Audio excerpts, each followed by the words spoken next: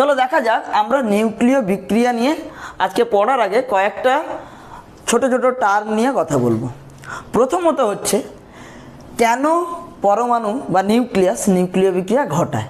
তার জন্য আগে আমাদের জানতে হবে কি নিউক্লিয়ন প্রতি বন্ধন শক্তি, মানে প্রতিটা নিউক্লিয়নের জন্য কত বন্ধন শক্তি কাজ করে। আমরা যদি একটা গ্রাফ থেকে বোঝার চেষ্টা করি, এইখানে যদি আমরা ভর সংখ্যা নিই, ভর সংখ্যা এ,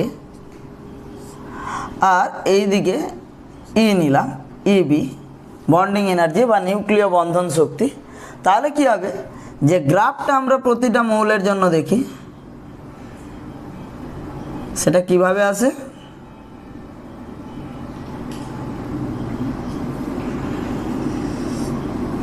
এইভাবে এই পজিশনে থাকে কে